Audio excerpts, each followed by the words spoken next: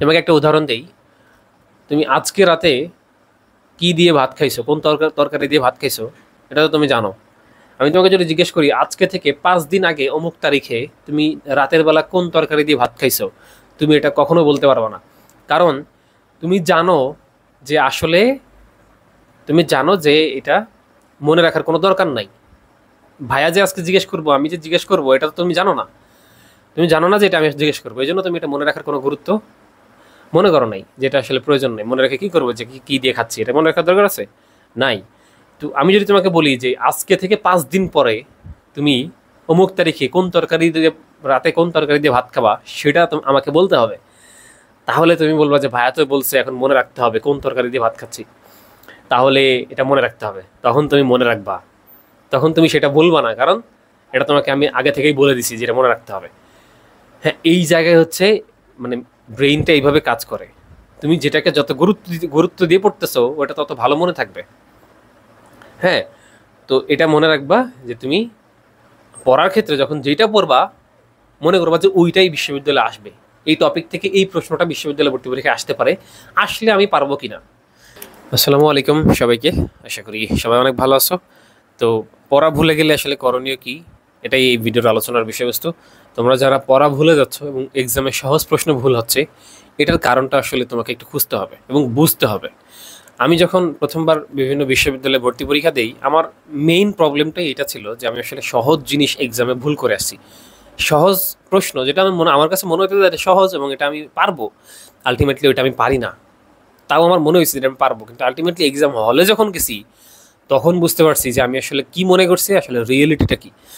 তো এটা স্বাভাবিক যে বিভিন্ন সময় আমরা বিভিন্ন জিনিস ভুলে যাই, কিন্তু আহ, যেটা পড়তেছি সেটা ভুলে যাব কি না সেটা ডিপেন্ড করবে যে তুমি আসলে কতটুকু কনফিডেন্টের সাথে সেই টপিকটা কভার করতেছো। কনফিডেন্ট কত, একটা অপশন, একটা প্রশ্ন, সেই প্রশ্নের 4টা অপশন আছে।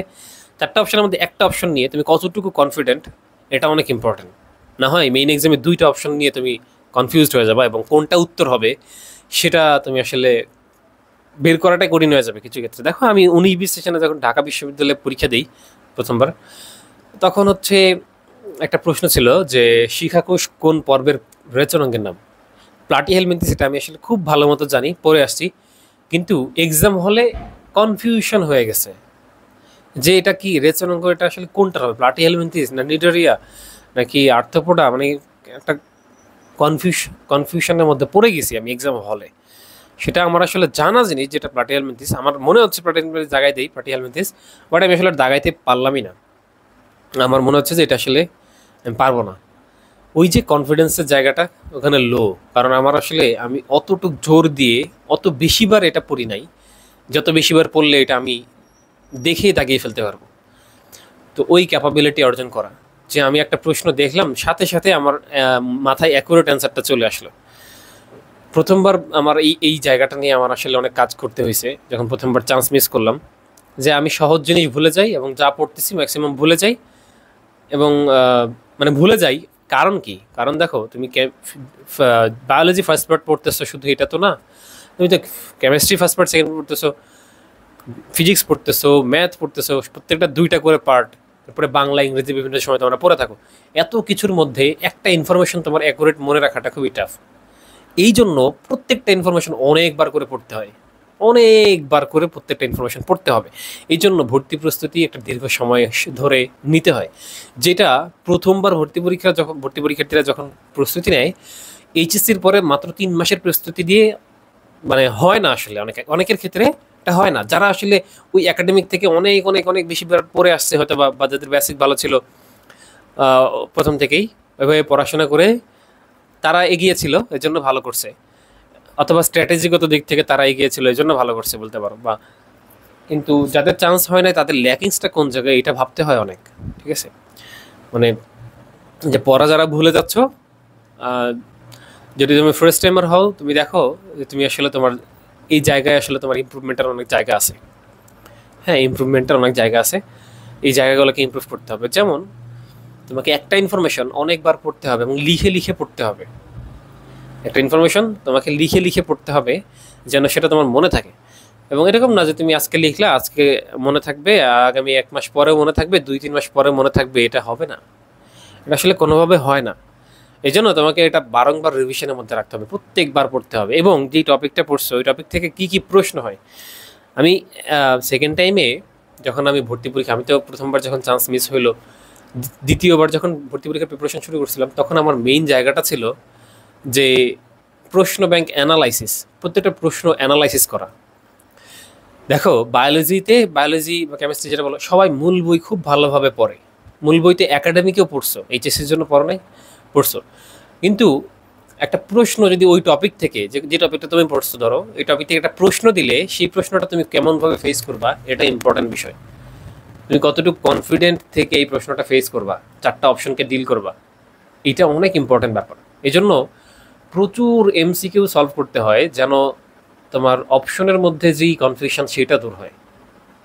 হ্যাঁ, আমি এক্সামের ব্যাপারগুলো বলতেছি, পড়া ভুলে গেলে করণীয় কি, এটার মধ্যে সব কিছু চলে আসতেছে কিন্তু, ঠিক আছে?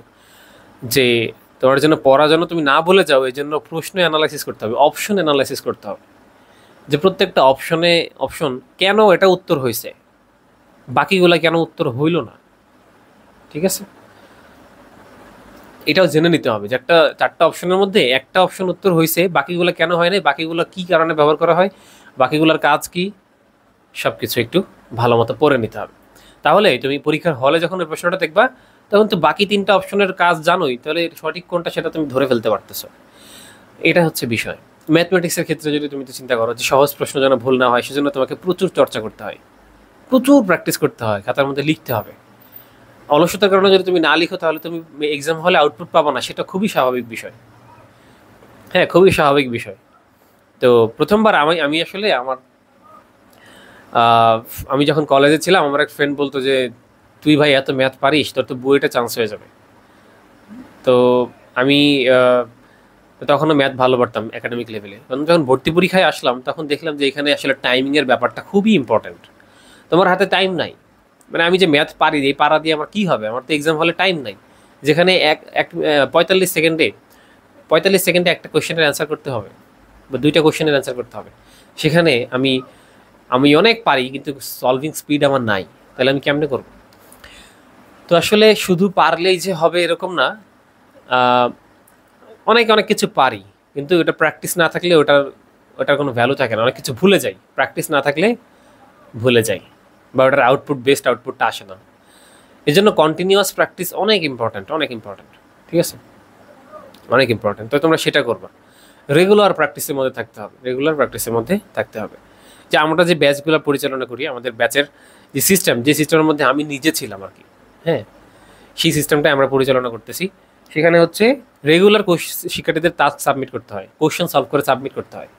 কোশ্চেন সলভ তোমাকে রেগুলার প্র্যাকটিস করতেই হবে খাতার মধ্যে, ভর্তি পরীক্ষার সময়। তুমি ভাবছো যে 2 দিন কিছু পড়বা না, আরেকদিন পড়বা, এরকম করা যাবে না, রেগুলার পড়ার মধ্যে থাকতে হবে। আর পড়াটা আসলে তুমি কখন ভুলে যাও, যখন তুমি এটা একবার পড়ছো আর পড়ো নাই, তখন এটা ভুলেই যাবা। বা 2বার 3বার পড়ছো, পরে আর পড়ো নাই, তাহলে সেটা ভুলে যাবা। যখন ভুলে গেছো, তখন আসলে আর কিছু করার নাই, তোমাকে সেটা আবার পড়তে হবে। ভুলে গেছো, তখন আবার কি করতে হবে, আবার পড়তে হবে। তুমি যখন বারবার পড়বা, তখন তোমার এটা মনে থাকবে। তো এই বিষয়টা নিয়ে সংক্ষেপে আলোচনা ছিল, যে তুমি যদি পড়া ভুলে যাও, এর মেইন কারণ হচ্ছে তুমি সেটা বেশিবার পড়ো নাই। তোমাকে অনেকবার পড়তে হবে। তুমি 3বার পড়ে যদি ভুলে যাও, তাহলে তুমি 5বার পড়ো। তুমি 5বার পড়ার পরে যদি মনে হয় ভুলে গেছো, তাহলে তুমি আরো 10বার পড়ো। তাহলে দেখবা যে 10বার পড়ার পরে আর ভুলতেছো না, এটা মাথায় একটু সেট হয়ে গেছে ভালোভাবে অনেক দিনের জন্য, তাই না? তো আসলে দেখো, তোমাকে একটা উদাহরণ দেই। তুমি আজকে রাতে কি দিয়ে ভাত খাইছো, কোন তরকারি দিয়ে ভাত খাইছো, এটা তো তুমি জানো। আমি তোমাকে যদি জিজ্ঞেস করি আজকে থেকে 5 দিন আগে অমুক তারিখে তুমি রাতের বেলা কোন তরকারি দিয়ে ভাত খাইছো, তুমি এটা কখনো বলতে পারবে না। কারণ তুমি জানো যে আসলে তুমি জানো যে এটা মনে রাখার কোনো দরকার নাই। ভাইয়া যে আজকে জিজ্ঞেস করবো, আমি যে জিজ্ঞেস করবো, এটা তো তুমি জানো না। তুমি জানো না যে এটা আমি জিজ্ঞেস করবো, এই জন্য তুমি এটা মনে রাখার কোনো গুরুত্ব মনে করো নাই, যেটা আসলে প্রয়োজন নেই। মনে রেখে কি করবো, যে কি দিয়ে খাচ্ছি, এটা মনে রাখার দরকার আছে? নাই। তো আমি যদি তোমাকে বলি যে আজকে থেকে 5 দিন পরে তুমি অমুক তারিখে কোন তরকারি দিয়ে, রাতে কোন তরকারি দিয়ে ভাত খাবা, সেটা আমাকে বলতে হবে। তাহলে তুমি বলবা যে ভাইয়া তো বলছে, এখন মনে রাখতে হবে কোন তরকারি দিয়ে ভাত খাচ্ছি। তাহলে এটা মনে রাখতে হবে, তখন তুমি মনে রাখবা, তখন তুমি সেটা বলবা না, কারণ এটা তোমাকে আমি আগে থেকেই বলে দিছি যে এটা মনে রাখতে হবে। হ্যাঁ, এই জায়গায় হচ্ছে মানে ব্রেইনটা এইভাবে কাজ করে। তুমি যেটাকে যত গুরুত্ব দিয়ে পড়তেছো ওটা তত ভালো মনে থাকবে। হ্যাঁ, তো এটা মনে রাখবা যে তুমি পড়ার ক্ষেত্রে যখন যেটা পড়বা মনে করবা যে ওইটাই বিশ্ববিদ্যালয়ে আসবে, এই টপিক থেকে এই প্রশ্নটা বিশ্ববিদ্যালয় ভর্তি পরীক্ষায় আসতে পারে, আসলে আমি পারবো কিনা এবং কত দ্রুত সেটার অ্যান্সার করতে পারবো। হ্যাঁ, এজন্য ওইভাবে বুঝে বুঝে পড়া। একটা জিনিস তুমি যখন বুঝে বুঝে পড়ো তখন সেটা মাথায় সেট হয়, প্লাস ওটাকে প্র্যাকটিসের মধ্যে রাখতে হয়। না বুঝে পড়লে সেটা বেশিক্ষণ ব্রেনে থাকবে না। আরেকটা বিষয় হচ্ছে যে তোমাদের যদি ফোকাস ঠিক না থাকে, ধরো তুমি একসাথে অনেক কিছু করতেছো, অনেক অনেক বিভিন্ন দিকে কাজ করতেছো, তখন তোমার আসলে এই জিনিসগুলো যেটা তোমার মেইন কাজ সেটা তোমার মনে থাকবে না। এরকম প্র্যাকটিক্যালি দেখো, তুমি তুমি নিজের লাইফের সাথে তুমি এটা রিলেট করতে পারবা যে তুমি অন্য কাজ করতে গিয়ে তোমার মেইন কাজ ভুলে গেছো যে এটা করতে হবে। এই জন্য অনেকগুলো কাজ থেকে দূরে থেকে স্পেসিফিক বাছাইকৃতভাবে ফোকাস ঠিক রাখতে হবে, বাছাইকৃত কাজ নিয়ে নিজের ফোকাসটুকু ঠিক রাখতে হবে, তাহলে পড়াটা মনে থাকবে। এবং পড়াটা এমনভাবে পড়তে হবে, ওইরকম একটা পরিবেশের মধ্যে দিয়ে পড়তে হবে। পড়ার পরিবেশ থাকাটাও গুরুত্বপূর্ণ। তুমি যেই রুমে পড়তেছো, যে টেবিলে পড়তেছো, সেখানে আশেপাশে বেশি ক্যাচাল থাকা যাবে না। একটু নীরবতার সাথে, যখন ভোরবেলা থাকে ভোরবেলা পড়তে চেষ্টা করবা, সকালবেলা পড়তে চেষ্টা করবা যখন নীরবতা থাকে। হ্যাঁ, তখন তোমার আসলে পড়াটা ভালোভাবে মনে থাকবে, বিশেষ করে ভোরবেলায় পড়তে পারো। তো আশা করি বুঝাইতে পারছি যে সংক্ষেপে একটু আলোচনা, যদি ভিডিওটা বেশি বড় হয়ে যাচ্ছে, আমি চাচ্ছিলাম না বেশি বড় হোক। আশা করি আমার কথাগুলো বুঝতে পারছো যে পড়া যেন আমরা না ভুলে যাই, সেজন্য সেটাকে বেশি বেশি প্র্যাকটিসের মধ্যে রাখতে হবে, যেন তুমি অন্যদের থেকে এগিয়ে থাকতে পারো। এমন হতে পারে যে অন্যরা 1 ঘন্টা পরে একটা জিনিস পেরে যাচ্ছে, তোমার সেটা মনে নাও থাকতে পারে 1 ঘন্টায়, তুমি সেটা 2-3 ঘন্টা পড়ো, সমস্যা নাই। তোমার উপর ডিপেন্ড করবে যে তোমার আসলে কতটুকু পড়লে মনে থাকতেছে, ওই অনুযায়ী তুমি এফোর্ট দাও। আশা করি সবাই বুঝতে পারছো। ভালো থাকবে। আল্লাহ হাফেজ।